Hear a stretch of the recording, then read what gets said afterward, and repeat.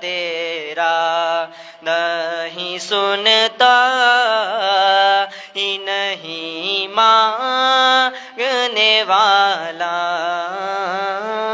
تیرا۔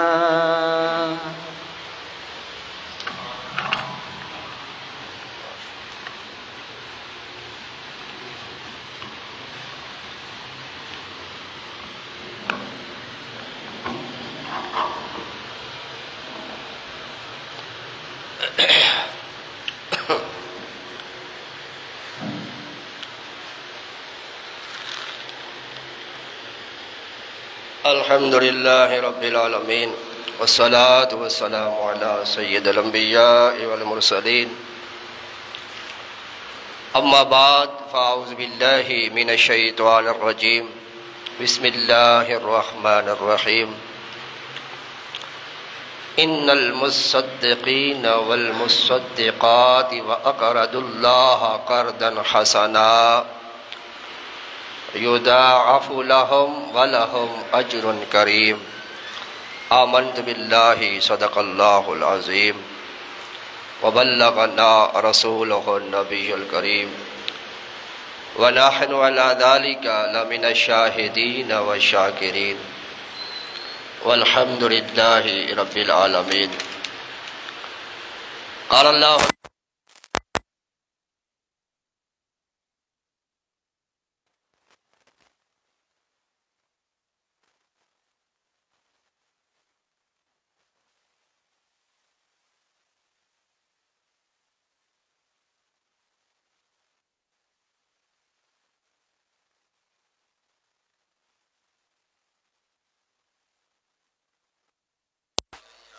يا رسول الله وعلى آلك وصحبك يا حبيب والسلام عليك يا سيدي آلك وصحبك يا نور الله الصلاة والسلام عليك يا رحمة للعالمين وعلى آلك وأصحابك يا خاتم النبيين۔ آج 1444 سنہ ہجری کے دوسرے مہینے صفر المظفر کی 5 تاریخ ہے اور یہ اسلامی سال کا دوسرا مہینہ ہے۔ صفر کے معنی ہے خالی ہو جانا، اور اس کو صفر کیوں کہا جاتا ہے، سفر کا مہینہ کیوں کہا جاتا ہے؟ کئی اس کی علماء کرام نے وجوہات بیان کی ہے۔ ان میں سے چند ایک یہ ہے کہ اہل عرب کا معمول تھا کہ ماہ سفر کے شروع ہوتے ہی جنگ و جدل اور سفر کے ارادے سے اپنے گھروں سے نکل جاتے تھے، جس کی وجہ سے ان کے گھر خالی ہو جاتے، اس لیے اس کو سفر کہتے ہیں، یعنی خالی ہو جانا۔ اور یہ بھی کہا جاتا ہے کہ اہل عرب قبائل کے خلاف چڑھائی کرتے، انہیں بے سر و سامان کر دیتے تھے، ان کے گھر خالی کر دیتے تھے، لوٹ مار کر کے ان کو بالکل خالی کرتے، اس لیے اس مہینے کو سفر کہا جاتا تھا۔ اور اس مبارک مہینے کے ساتھ اہل عرب کا یہ معمول تھا کہ حرمت والے مہینوں کو محترم جاننے کے باوجود جنگ و جدل سے باز نہ آتے تھے، اور ہیلا سازی کرتے ہوئے ایک مہینے کی حرمت کو ختم کر کے دوسرے مہینے کو محترم قرار دیتے۔ حالانکہ اسلام کے اندر اللہ تعالیٰ نے ارشاد فرمایا کہ 4 مہینے حرمت والے ہیں، ایک رجب المرجب، اور دوسرا ذوالقعدۃ الحرام، تیسرا ذوالحجۃ الحرام، اور چوتھا محرم الحرام۔ تو یہ 4 حرمت والے مہینے ہیں، لیکن وہ اہل عرب کیا کرتے تھے؟ کیونکہ اب ان حرمت والے مہینوں میں جنگ کرنا منع تھا، لہذا وہ کرتے یہ تھے کہ وہ کبھی محرم کو حرمت والا مہینہ بنا لیتے، کبھی سفر کو بنا لیتے، اور محرم میں جنگ جاری رکھتے اور کہتے کہ اس کی حرمت ہم نے ختم کر دی ہے، اور سفر میں جو ہے وہ حرمت والا مہینہ بنا دیا، لہذا اس میں جنگ نہ کرتے۔ کبھی ربیع الاول کو حرمت والا مہینہ بنا دیتے اور ذوالحج میں جنگ شروع کر دیتے، یعنی وہ حرمت والے مہینے کی تبدیلی کیا کرتے۔ حالانکہ اللہ نے فرما دیا کہ حرمت والے مہینے 4 ہیں، اور وہ کون سے ہیں؟ رجب المرجب، ذوالقعدۃ الحرام، ذوالحجۃ الحرام اور محرم الحرام۔ اور حضور نبی کریم صلی اللہ علیہ وسلم نے حجۃ الوداع کے موقع پر آپ نے اس سلسلے کو ختم کر دیا کہ جس طرح تم لوگ اپنی من مانی سے کسی مہینے کو حرمت والا کہہ دیتے ہو، یہ غلط بات ہے۔ اللہ کے حرمت والے مہینے جو ہیں وہ ترتیب میرے آقا صلی اللہ علیہ وسلم نے بیان فرما دی کہ یہ حرمت والے مہینے ہیں، لہٰذا ان کی حفاظت کیا جائے اور ان کو اپنی جگہوں سے نہ ہٹایا جائے۔ اس مبارک مہینے صفر المظفر کے متعلق بہت سی بے بنیاد باتیں مشہور ہیں۔ زمانہ جاہلیت میں اہل عرب محض اپنے باطل خیالات کی وجہ سے اس مہینے کو منحوس سمجھتے تھے اور کہتے کہ اس مہینے مصیبتیں اور آفتیں بہت زیادہ نازل ہوتی ہیں، اس وجہ سے اس مہینے کو وہ منحوس سمجھا کرتے۔ اور حضور نبی کریم صلی اللہ علیہ وسلم نے اس کی تردید فرمایا ان کا یہ خیال کہ اس مہینے میں زیادہ مصیبتیں، بلائیں، آفتیں نازل ہوتی ہیں، ان کا یہ خیال وہم ہے، غلط ہے، اور جو اس مہینے کو منحوس سمجھتے ہیں میرے آقا نے اس کا رد فرماتے ہوئے فرمایا لا سفرا، سفر کے بارے میں جو یہ باتیں کرتے ہیں یہ بالکل باطل ہے اور یہ وہمی خیالات ہیں۔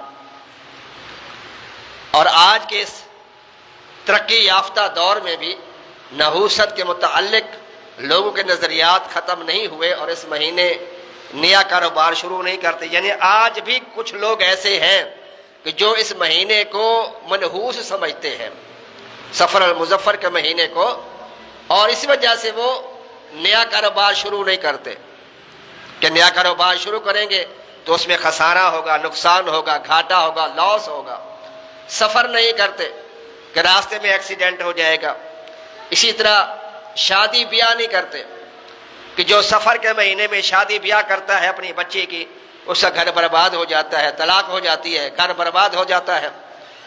اور اسی طرح اس کی ابتدائی 13 دن، اسے 13 تیزی کا نام دیا جاتا ہے، یعنی پہلے 13 دن جو ہیں کئی لوگ اس کو جو ہے منحوس سمجھتے ہیں، اسے 13 تیزی کا نام دیتے ہیں، یعنی اس مہینے کو تو ویسے منحوس سمجھتے ہیں کئی لوگ، لیکن اس میں یہ 13 طریقے جو ہیں پہلی، اس میں زیادہ لوگ وہ جو ہے وہ وسوسے کا شکار ہوتے ہیں۔ سب یہ جہالت کی باتیں ہیں، لا علمی کی باتیں ہیں اور ہماری شریعت کے بالکل خلاف باتیں ہیں، ہمیں اس سے توبہ کرنی چاہیے۔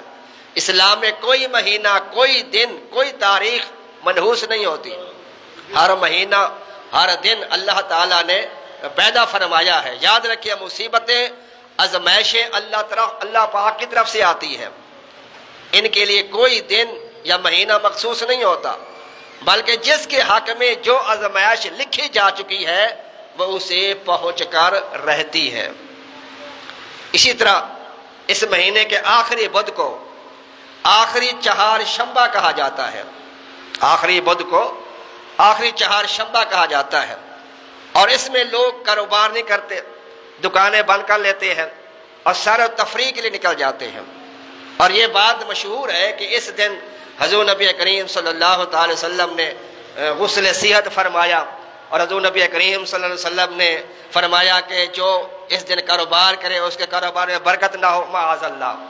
یعنی اس طرح کی جھوٹی باتیں اس دن سے منسوب کی ہوئی ہیں اور مشہور کی ہوئی ہے۔ حالانکہ سید اعلیٰ حضرت امام احمد رضا خان رحمۃ اللہ علیہ فرماتے ہیں اسی دن حضور نبی کریم صلی اللہ علیہ وسلم کا مرض اقدس، جس کی وجہ سے آپ نے کچھ دنوں کے بعد ربیع الاول شریف میں وصال ظہری فرمایا، آپ کا مرض جب شروع ہوا تھا۔ لہذا ہمیں ان باتوں کی طرف جو دھیان نہیں دینا چاہیے۔ تو پیارے اسلامی بھیا، کوئی مہینہ، کوئی دن، کوئی تاریخ، کوئی سال، کوئی وقت، کوئی لمحہ بذات خود منحوس نہیں ہوتا، بلکہ در حقیقت اصل بات یہ ہے کہ جس وقت انسان گناہ کرتا ہے وہ لمحہ، وہ گناہوں والا لمحہ جو ہے، جو وقت ہے، یہ اس کے لیے منحوس ہے، اور جس وقت وہ کوئی نیکی کرتا ہے وہ وقت اس کے لیے بابرکت ہوتا ہے، اور جس لمحے، جس وقت وہ گناہ کر رہا ہوتا ہے، یہ وقت اس کے لیے منحوس بن جاتا ہے۔ یعنی گناہوں کی لذتوں میں مصروف جو وقت یا دن یا مہینہ گزرے وہ منحوس ہوتا ہے، اور اس کو منحوس ہم خود بناتے ہیں اپنے اعمال کی وجہ سے۔ اگر عمل اچھا ہوگا، نیکی والا معاملہ ہوگا، تو وہ دن، وہ وقت، وہ لمحہ ہمارے لیے بابرکت ہوگا، اور اگر وہ گناہوں بھرا ہوگا تو وہ گناہوں بھرا لمحہ ہمارے لیے منحوس ہوگا۔ اگر یہ مہینہ منحوس ہوتا معاذ اللہ تو میرے آقا صلی اللہ علیہ وسلم کبھی اپنی شہزادی سیدہ فاطمہ الزہرا کی شادی جو ہے وہ اس مہینے میں نہ کرتے۔ سیدہ کی شادی جو ہے وہ بھی سفر مظفر کے مہینے میں ہوگی، اور خالد بن ولید جیسے سپہ سالار صحابی رسول رضی اللہ تعالیٰ عنہ، یہ بھی سفر کے مہینے میں ایمان لائے، مشرف اسلام ہوئے۔ عمر بن عاص یہ بھی اسی مہینے میں مشرف اسلام ہوئے، اور اسی طرح مدائن کا علاقہ بھی سفر مظفر میں جو ہے وہ فتح کیا گیا، اور بھی بے شمار ایسے واقعات ہیں۔ تو یہ کوئی مہینہ، کوئی ایسا آپ موقع ایسا ہے، سفر مظفر کا مہینہ، سیلاب بھی آیا ہوا ہے، لوگوں کا وہم اور پختہ ہو جاتا ہے، شیطان اور وسوسہ ڈالتا ہے، دیکھا سفر کا مہینہ شروع ہوا تو سیلاب آ گیا، حالانکہ آج سفر کی کتنی تاریخ ہے؟ 5 تاریخ ہے، سیلاب کو تو 15-20 دن ہو گئے آئے ہوئے، یہ مصیبت تو پہلے آ چکی ہے۔ تو ماننا پڑے گا سفر نحوستوں والا مہینہ نہیں ہے، کوئی یہ بلاؤں آفتوں والا مخصوص مہینہ نہیں ہے، یہ آزمائش کبھی بھی اللہ تعالیٰ کسی مہینے، کسی وقت بھی کسی پر ڈال سکتا ہے۔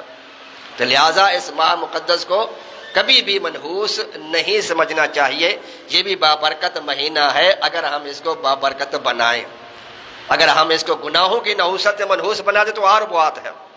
اللہ تبارک و تعالی ہمیں اس ماہ مقدس میں زیادہ سے زیادہ نفل عبادات کرنے کی توفیق عطا فرمائے، نفل روزے رکھنے کی توفیق عطا فرمائے، نفل صدقات کرنے کی اللہ تعالی ہمیں توفیق عطا فرمائے۔ 27ویں پارے کی سورۃ الحدید کی آیت مقدسہ ہے، اللہ تبارک و تعالی ارشاد فرماتا ہے، ان المصدقین والمصدقات، بے شک صدقہ دینے والے مرد اور صدقہ دینے والی عورتیں، وَأَقْرَضُوا اللَّهَ قَرْضًا حَسَنًا، اور وہ جنہوں نے اللہ کو اچھا قرض دیا، قرض حسنہ دیا، لَهُمْ يُضَاعَفُ لَهُمْ، ان کے لیے دونا اجر ہے، دگنا ثواب ہے، وَلَهُمْ أَجْرٌ كَرِيمٌ، اور ان کے لیے بہت عزت کا ثواب ہے۔ صدقہ صدق سے بنا ہے، جس کے معنی ہے سچائی، چونکہ صدقہ خیرات کرنے والے کے سچے مومن ہونے کی نشانی ہوتا ہے، لہذا وہ جو اللہ کی راہ میں دیتا ہے اسے صدقہ کہا جاتا ہے، مالی خیرات کو کہا جاتا ہے، اور اس کی فضیلت میں ایک بے شمار قرآن پاک کی آیات موجود ہے، سرکار دو علیہ وسلم کی احادیث موجود ہے۔ حالانکہ صدقے کا عام مفہوم لوگ یہ سمجھتے ہیں کہ کچھ دالیں لے لیں، کچھ انڈے لے لیں، کچھ سری لے لیں، اور اس کو کسی دالیں وغیرہ لے کے کسی چوراہے پہ ڈال دیں، اور کوئی اس کے اوپر سے گزرے گا تو بلائیں اس کو چمٹ جائیں گی، ہم سے بلائیں دور ہو جائیں گی۔ آج کل یہ معاشرے میں پایا جاتا ہے مفہوم، اس کو صدقہ کہتے ہیں۔ تو یہ مال کا ضیاع کرنا ہے، مال کو ضائع کرنا ہے، اور اللہ تعالیٰ نے حلال مال کو ضائع کرنے سے منع فرمایا ہے۔ اور یہ جو کنسیپٹ ہے کہ یہ صدقے کے اوپر سے کوئی گزرے گا تو اس کو بلائیں چمٹ جائیں گی، حالانکہ میرے آقا صلی اللہ تعالیٰ علیہ وآلہ وسلم ارشاد فرماتے ہیں کہ صدقہ دینے سے اللہ تعالیٰ کا غضب جو ہے وہ بجھ جاتا ہے، صدقہ اللہ کے غضب کو بجھاتا ہے۔ اب ہم خود سوچیں، اس حدیث کی روشنی میں میرے آقا صلی اللہ تعالی وسلم فرماتے ہیں مومن کامل وہ ہے کہ جو اپنے لیے پسند کرتا ہے وہی اپنے مسلمان بھائی کے لیے پسند کرے۔ اب ہمارا کیا نظریہ ہے؟ صدقے کی چیز چوراہے میں ڈال دی، چوک میں ڈال دی، دال ڈال دی، انڈے ڈال دیے، سری ڈال دی، اوپر سے کوئی گزرے گا تو اس پہ بلائیں جو ہے وہ چمٹ جائیں گی۔ اب مجھے بتائیں، اب جو یہ چیزیں ڈال رہا ہے اس کی نیت کیا ہے کہ میری بلائیں اتر جائیں اور اس کے اوپر سے گزرنے والے کو چمٹ جائیں، اس کو مصیبت پہنچے، اس کو تکلیف پہنچے، وہ پریشان ہو، میں سے بچ جاؤں۔ کیا اس بات سے، اس نیت سے، اس ارادے سے اللہ خوش ہوگا؟ یقین اللہ ناراض ہوگا۔ اس کے مخلوق کے ساتھ اگر کوئی بدخواہی کرے گا اللہ تو ناراض ہوگا، اللہ کے غضب کو اور ابھارے گا۔ تو صدقہ کا مطلب یہ ہے کہ آپ کسی غریب کی مدد کریں، اس کے دل سے دعا نکلے گی اور وہ دعا آپ کے پریشانی کو دور کر دے گی، آپ کی مصیبت کو دور کر دے گی، آپ کا کوئی مسئلہ اللہ تعالیٰ اس کو حل فرما دے گا۔ یہ صدقے کا مفہوم ہے، اور اس کا مفہوم بہت وسیع ہے۔ میرے آقا صلی اللہ تعالیٰ علیہ وآلہ وسلم نے ارشاد فرمایا سخی، اللہ کی راہ میں دینے والا، اللہ سے قریب ہے، جنت سے قریب ہے، لوگوں سے قریب ہے، لیکن جہنم کی آگ سے بہت دور ہے۔ اور فرمایا وَلَجَاهِلٌ سَخِيٌّ، اور فرمایا جو کنجوس ہے، جو بخیلی کرتا ہے، مال ہونے کے باوجود اللہ کی راہ میں نہیں خیرات کرتا، اللہ کی راہ میں نہیں دیتا، لوگوں کی مدد نہیں کرتا، جو کنجوس ہے، میرے آقا فرماتے ہیں وہ اللہ سے دور ہے، جنت سے دور ہے، لوگوں سے دور ہے، لیکن جہنم کے قریب ہے۔ اور فرمایا وَلَجَاهِلٌ سَخِيٌّ أَحَبُّ إِلَى اللَّهِ مِنْ عَابِدٍ بَخِيلٍ، میرے آقا صلی اللہ تعالیٰ علیہ وسلم فرماتے ہیں کہ جاہل، سخی، کنجوس عابد سے افضل ہے۔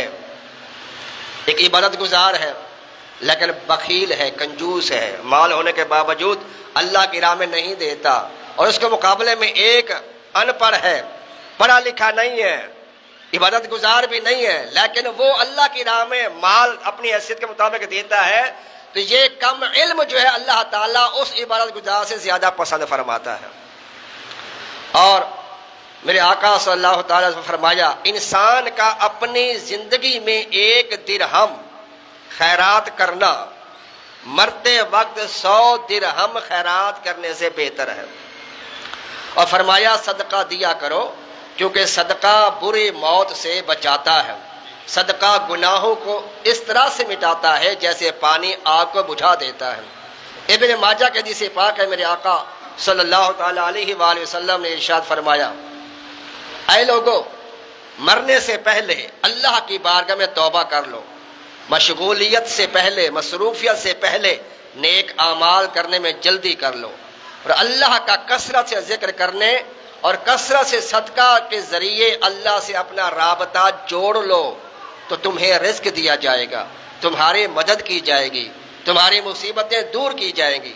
اور سیدنا ابو ہریرہ رضی اللہ تعالیٰ عنہ روایت کرتے ہیں کہ میرے آقا صلی اللہ تعالیٰ علیہ وسلم ارشاد فرماتا ہے کہ ایک شخص کسی ویران جگہ سے گزر رہا تھا، اس نے بادل میں سے ایک آواز سنی کہ فلاں بن فلاں کے باغ کو سیراب کرو، یعنی کوئی کہنے والا اس بادل سے یہ کہہ رہا تھا کسی کا نام لے کر کہ اس کے باغ کو، اس کے کھیت کو جا کر سیراب کرو، یعنی وہاں پر جا کر پانی برساؤ۔ یہ حکم آنے کے بعد وہ بادل ایک طرف چل پڑا، تو وہ شخص کہتا ہے کہ میں بھی اس طرف چل پڑا جدھر بادل جا رہا تھا۔ کہتے ایک جگہ پہ بادل ٹھہر گیا، وہاں سے پانی برسنا شروع ہوا، بارش ہوئی، اور ایک نالے میں پانی جو اکٹھا ہوا، پھر ایک نالی کے ذریعے بہتے بہتے ایک کھیت تھا وہاں پر پانی چلا گیا۔ وہاں پر ایک غریب بندہ، ایک جو کھیتی باڑی کرتے ہیں، اوزار ہوتا ہے کسی جسے کہتے ہیں، تو وہ اس نے پکڑی ہوئی تھی، وہ کھڑا ہوا ہے۔ یہ شخص اس کے پاس گیا اور اس سے اس کا نام پوچھا، تو اس نے اپنا وہی نام بتایا جو بادل میں سے اس شخص نے سنا تھا، اور اس نے کہا کہ میں نے تمہارا نام بادلوں میں سے سنا ہے کہ بادل کو حکم دیا گیا کہ فلاں کے کھیت کو جا کے سیراب کرو، تم کون سا ایسا عمل کرتے ہو؟ اس نے کہا میں تو گناہگار سا بندہ ہوں، میں کون سے نیک عمل کر سکتا ہوں؟ اس نے کہا نہیں، پھر بھی جب تمہیں یہ اللہ نے عظمت دی ہے، یہ مقام دیا کہ تمہارے اسپیشل اللہ نے خصوصی طور پر بادل بھیجا تمہارے باغ کو سیراب کرنے کے لیے، کوئی تو عمل ہوگا۔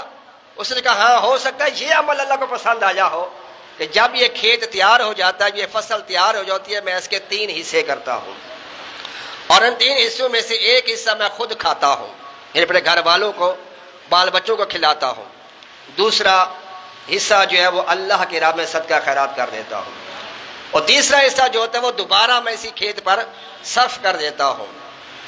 اسی طرح میرے آقا صلی اللہ تعالی علیہ وسلم فرماتا کل معروف صدقہ، ہر نیکی صدقہ ہے۔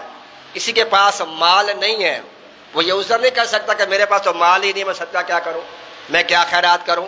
میرے آقا فرماتا کل معروف صدقہ، ہر نیکی صدقہ ہے۔ میرے آقا فرماتا تمہارا سبحان اللہ کہنا بھی صدقہ ہے، لا الہ الا اللہ کہنا بھی صدقہ ہے، تمہارا اللہ اکبر کہنا بھی صدقہ ہے، الحمدللہ کہنا بھی صدقہ ہے، راستے سے تکلیف دہ چیز کو ہٹا دینا فرمایا یہ بھی صدقہ ہے، فرمایا کسی مسلمان کو کہ دینی مسئلہ بتا دینا یہ بھی صدقہ ہے۔ میرے آقا نے بے شمار باتیں بیان فرمانے کے بعد میرے آقا نے فرمایا تبسموں کا فی وجہ اخی کا صدقۃ، میرے آقا فرماتے ہیں کہ تمہارا کسی مسلمان کے سامنے مسکرا کر بات کر لینا یہ بھی صدقہ ہے، کسی کے ساتھ پیار سے گفتگو کر لینا، مسکراتے ہوئے گفتگو کر لینا، فرمایا یہ بھی صدقہ ہے۔ اور میرے آقا دعا تعلیم فرماتے ہیں جو ایسا بندہ مسکراتے ہوئے گفتگو کرے، میرے آقا فرماتے ہیں اس کے لیے دعا کرو اضحک اللہ سنک، اللہ تعالیٰ تجھے ایسے مسکراتا رکھے۔ کہا لگانا یہ تو ویسے ہی منع ہے، مسکرانا، تبسم فرمانا، میرے آقا صلی اللہ علیہ وسلم اکثر تبسم فرماتے، یعنی ہلکی سی مسکراہٹ، بس ہلکی سی، پتہ لگے مسکرا رہے ہیں۔ اور میرے آقا جب زیادہ مسکراتے تو آپ کے دندان ور سامنے والے جو ہے دانت یہ نظر آتے، بس کہا میرے آقا نے کبھی نہیں لگایا، اونچی آواز سے کہا کہ ہنسنا یہ منع ہے اور ناپسندیدہ ہے۔ تو مسکرا کے بات کرنا یہ میرے آقا صلی اللہ علیہ وسلم کی سنت ہے۔ میرے آقا فرماتے ہیں اللہ تعالیٰ اس کو صدقے کا ثواب عطا فرماتا ہے۔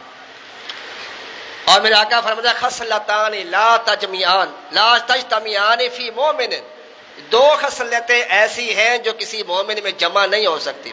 کون سی؟ البخل وسوء الخلق، مومن کے اندر یہ 2 عادتیں کبھی نہیں ہو سکتی، مومن کبھی بد خلق نہیں ہو سکتا اور مومن کبھی بخیل نہیں ہو سکتا۔ اور فرمایا ان ذل المومن یوم القیامت صدقتہ، کل بروز قیامت جب کوئی سایہ نہیں ہوگا، سوا نیزے پر سورج ہوگا، تو میرے آقا فرماتے ہیں اللہ تعالیٰ اس بندے کو جس نے صدقہ خیرات دیا ہوگا، اللہ کی راہ میں کوئی ملی مدد کی ہوگی، یہ صدقہ اس دن اس کے لیے سایہ بن کے اس کے ساتھ رہے گا۔ اور فرمایا میرے آقا صلی اللہ علیہ وسلم کہ جو بندہ صدقہ دیتا ہے وہ اللہ تعالیٰ کے عرش کے سائے میں ہوگا، اور 7 اور بندے بھی ہیں جو اللہ کے عرش کے سائے میں ہوں گے۔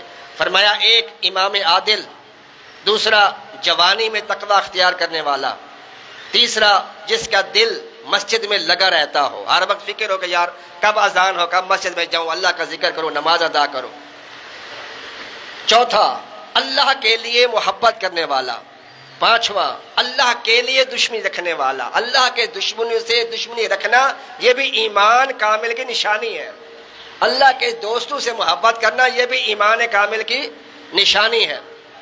چھٹا چھپا کر صدقہ دینے والا کہ دائیں ہاتھ کو خبر نہ ہو، یہ دائیں ہاتھ دے، ایسے ہاتھ میں دے یعنی اس ہاتھ سے دے کہ بائیں ہاتھ کو بھی خبر نہ ہو، ریاکاری نہ ہو، اخلاص ہو، پرخلوص ہو کر اللہ کی راہ میں صدقہ کرے۔ میرے آقا فرماتا ہے 7واں وہ خوش نصیب جسے عرش کا سایہ نصیب ہوگا، وہ ہوگا کہ جس نے اللہ کے خوف سے آنسو بہائے ہوں گے۔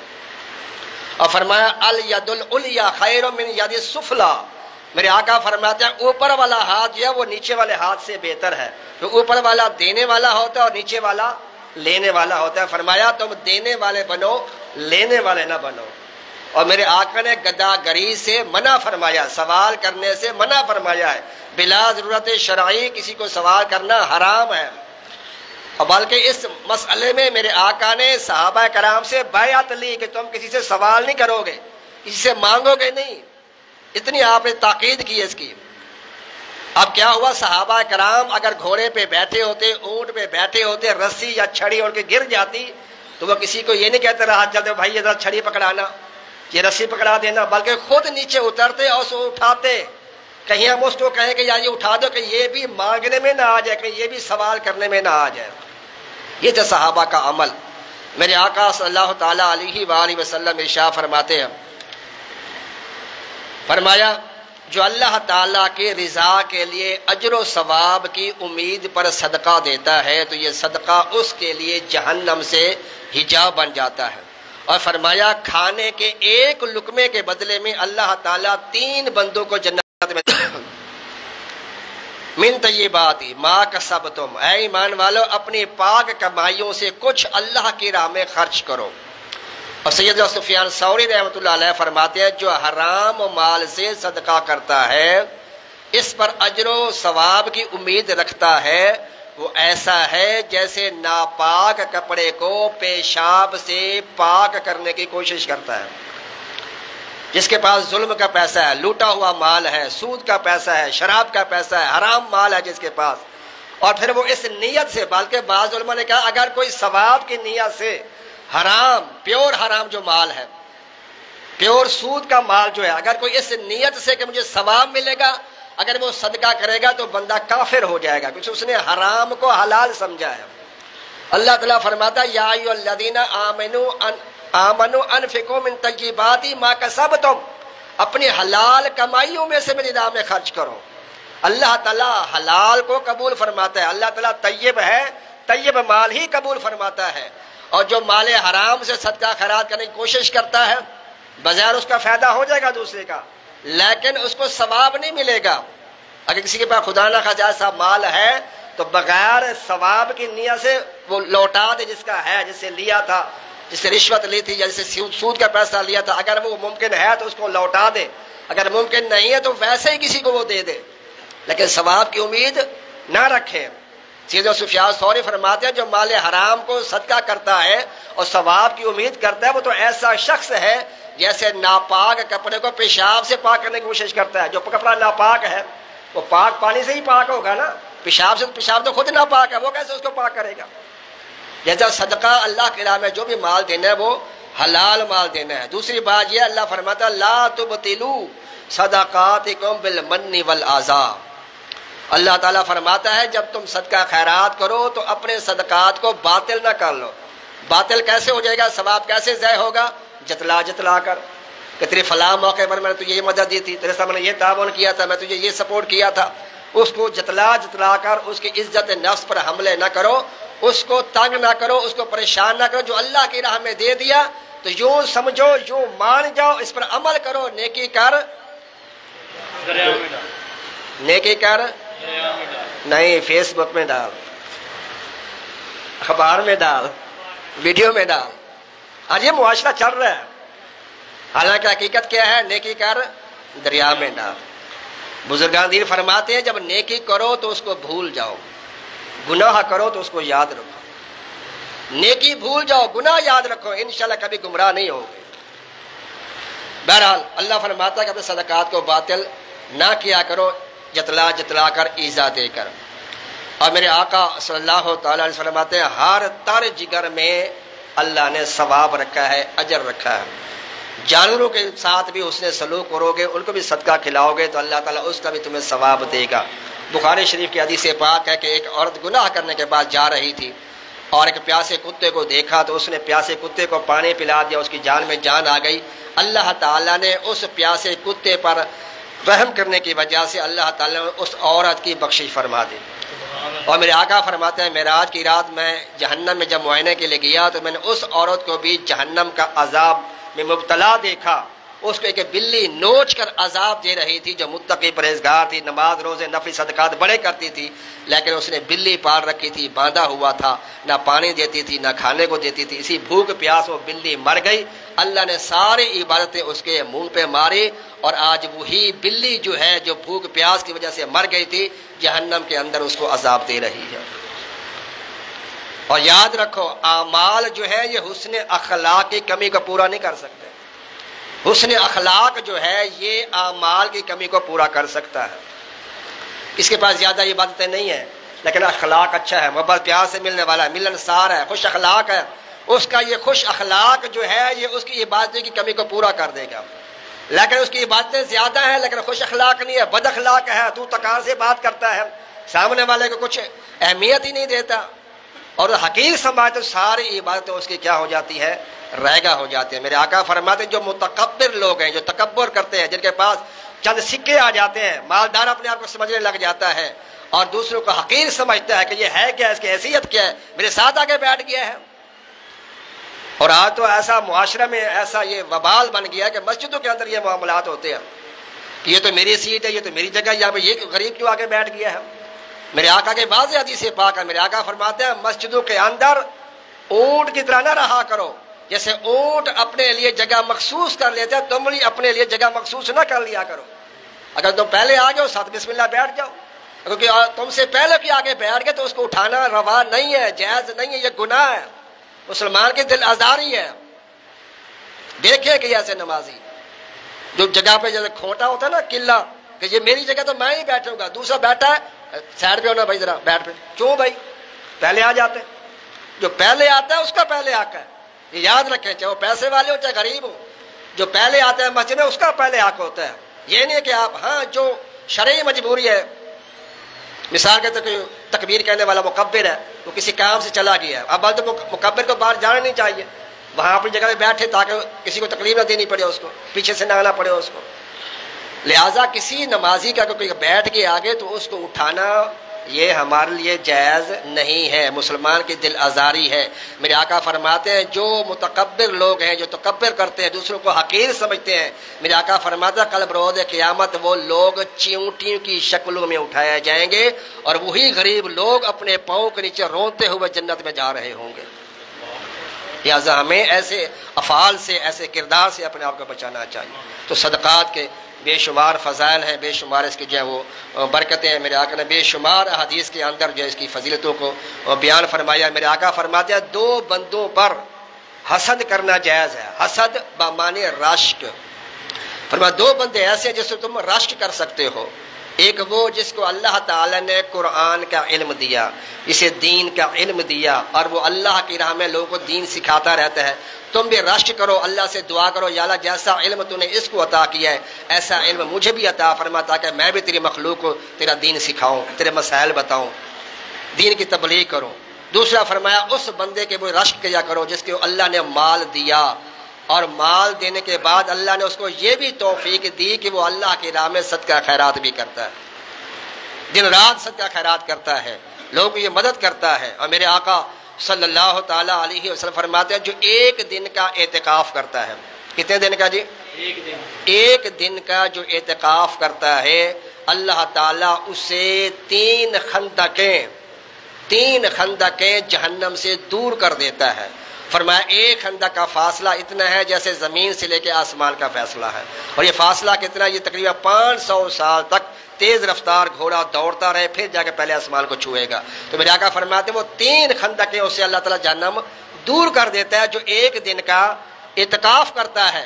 اور میرے آقا فرماتے ہیں جو کسی مسلمان کی حاجت کو پوری کرتا ہے، اس کی مشکل کو آسان کرتا ہے، اس کے مسئلے کو حل کرتا ہے، اس کی مالی معاملات کرتا ہے، میرے آقا فرماتے ہیں اللہ تعالیٰ اسے ایک دن کا نہیں بلکہ 10 سال کے اعتکاف کا ثواب عطا فرماتا ہے۔ ایک دن کا اعتکاف کہاں اور 10 سال کے اعتکاف کا ثواب کہاں؟ تو 10 سال کے اعتکاف کا ثواب کس کو ملے گا؟ جو کسی مسلمان کی مدد کرے گا۔ تو آج جیسے کہ آپ کو پتہ ہے کہ ہمارے مسلمان یہ پاکستان کے اندر سیلاب کی جو وہ اللہ کی طرف سے آزمائش آئی ہوئی ہے، بعض لوگ اس کو عذاب کہہ رہے ہیں، میں اور آپ اس کا فیصلہ نہیں کر سکتے یہ عذاب ہے، یہ اللہ کی آزمائش بھی ہو سکتی ہے، عذاب بھی ہو سکتا ہے، لیکن ہم کنفرم نہیں کہتے کہ یہ اللہ کا عذاب آ گیا، یہ فلاں کام کرتے تھے لہٰذا ان پہ عذاب آ گیا۔ کیا ہم برے کام نہیں کرتے؟ کیا ہم گناہ نہیں کر رہے؟ ہمارے اوپر کیوں نہیں ہوا؟ بہرحال یہ اللہ تعالیٰ کی طرف سے آزمائشیں ہوتی ہیں، امتحانات ہوتے ہیں، جھنجھوڑنے کے لیے بھی اللہ تعالیٰ بعض دفعہ یہ اس امت کو جو ہے، کیونکہ میرے آقا کی یہ دعا ہے، میرے آقا نے دعا مانگی تھی یا اللہ میری امت کو کبھی پانی میں ہلاک نہ کرنا، یعنی اجتماعی طور پر میری امت پر سیلاب نہ کہ ساری امت ڈوب کے مر جائے، ایسا عذاب کبھی نہیں آئے گا۔ میرے آقا کی یہ دعا ہے۔ اس لیے طوفان کے بارے میں میرے آقا نے دعا کی طوفان میں یہ زلزلے کی وجہ سے نہ مرے، ساری امت جو ہے وہ بھی نہیں مرے گی انشاءاللہ۔ باقی اللہ تعالیٰ کی طرف جو آتے ہیں یہ آزمائشیں ہوتی ہیں، اللہ کی طرف سے امتحانات ہوتے ہیں، بعض دفعہ ہمیں جھنجھوڑنے کے لیے کہ ذرا سدھر جاؤ، یا ایھا الانسان ما غرک بربک الکریم، اے انسان تجھے کیا ہو گیا، اپنے اس کریم رب سے دور چلا گیا ہے، اپنے رب کے پاس واپس پلٹا، ارجع الی ربک، آ جا اپنے رب کے پاس۔ تو یہ ہم اس کو عذاب نہیں کہتے، آزمائش ہے، امتحان ہے۔ ہمارے لاکھوں کروڑوں مسلمان جو بیچارے بے گھر ہو چکے ہیں، فصلیں تباہ ہو چکی ہیں، وہاں بیچارے کو پانی کا مسئلہ ہے، کھانے کا مسئلہ ہے، دواؤں کا مسئلہ ہے۔ تو الحمدللہ پاکستان تو ویسے ہی سخی لوگ ہیں، الحمدللہ مدد کر رہے ہیں، تعاون کر رہے ہیں وہاں پر، اور لوگ یہاں بھی طرح سے کیمپ لگا کر فنڈ اکٹھا کر کے لوگ وہاں پر پہنچا رہے ہیں۔ الحمدللہ دعوت اسلامی جو تقریباً 200 ممالک سے بھی زیادہ ملکوں میں کام کر رہی ہے، بہت وسیع نیٹ ورک ہے دعوت اسلامی کا الحمدللہ، مدی چینل والوں کا۔ انہوں نے بھی الحمدللہ یہ FGRF کے نام سے فلاحی ادارہ ہے ان کا، تو یہ بھی الحمدللہ یہ فنڈ وغیرہ اس سیلاب زدگان کی امداد کے حوالے سے اکٹھا کر رہے ہیں۔ یہ آپ کے پاس میں ملے پارک میں بھولا کپڑے والے کے ساتھ جو ہے وہ یہ راشن وغیرہ یہ جو بھی تعامل کرنا چاہتا ہے سیلاب زدگان کے لیے بھرپور طریقے سے آپ مدد کریں۔ میں نے آپ کو پہلے حدیث پاک سنا دی جس کا مفہوم ملا کر فرمایا کہ جو مسلمان کی مدد کرتا ہے اللہ تعالیٰ اس کے 10، اور میرے آقا فرماتے ہیں جو کسی مسلمان کو کپڑا پہنائے گا اللہ تعالیٰ اسے جنتی حلے عطا فرمائے گا، اور فرمایا جو کسی مسلمان کو پانی پلائے گا اللہ تعالیٰ اسے آب کوثر کے جام پلائے گا۔ بڑی بڑی فضیلتیں ہیں، لہذا دل کھول کر آپ ان جو سیلاب زدگان ہیں ان کے ساتھ تعاون کریں اور دعوت اسلامی کا ساتھ دیں۔ یہ ملے پارک آپ کے پاس قریب ہی ہے، اور اپنے اپنے علاقے میں جہاں بھی کیمپ لگے ہوئے ہیں کوشش کریں کہ وہاں پر سیلاب زدگان کے ساتھ خصوصی طور پر جو آپ تعاون کریں۔ اللہ تبارک و تعالیٰ مجھے اور آپ کو ان باتوں پر عمل کرنے کی توفیق عطا فرمائے۔ وما علیہ الا البلاغ۔